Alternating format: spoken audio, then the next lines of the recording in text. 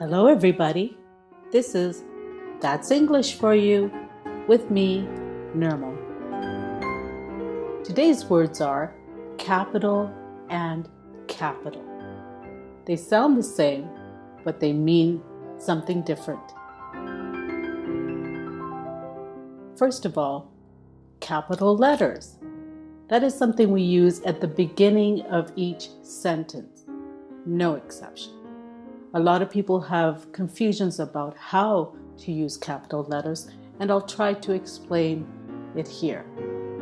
Now, the only exception to this rule is sometimes people don't use capitals with bullet points, or in modern poetry.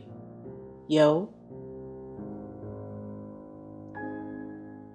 The second use of capital letters is in a proper noun, such as a person's name, a name of a city or country, or a business.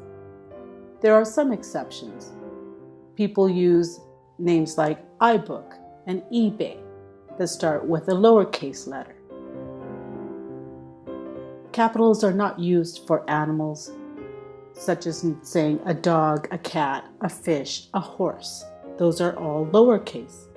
However, you can use a capital letter to name a species, such as a German Shepherd dog, or a Siamese cat, or any kind of fish, like a dogfish.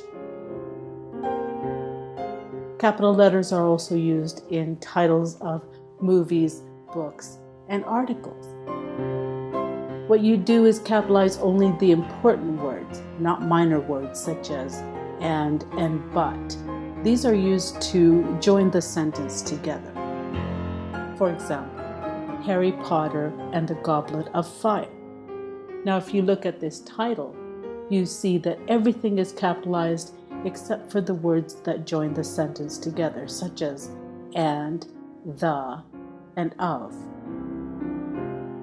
Looking at the next example, the Center for Disease Control and Prevention, you see that those words that connect the sentence together, such as for and are not capitalized.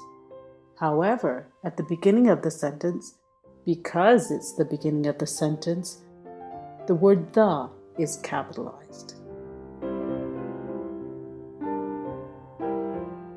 Acronyms. These are the first letters of a title that people put together where they can be more memorable. Now, if you were to say International Business Machines, very few people would know what that is. However, if you say IBM, everybody knows what IBM is when it comes to technology. The second word, SWAT, Special Weapons and Tactics. In this case, the word and is capitalized and included in the word SWAT, so it's more memorable. The Center for Disease Control and Prevention. Now, if you were to follow the same rule as the ones before, it would be TCFDCAP, which is too long and not memorable at all. So they stick with CDC. Another way to use capital letters is through contractions, which means to squeeze together two words to create a noun, in this instance.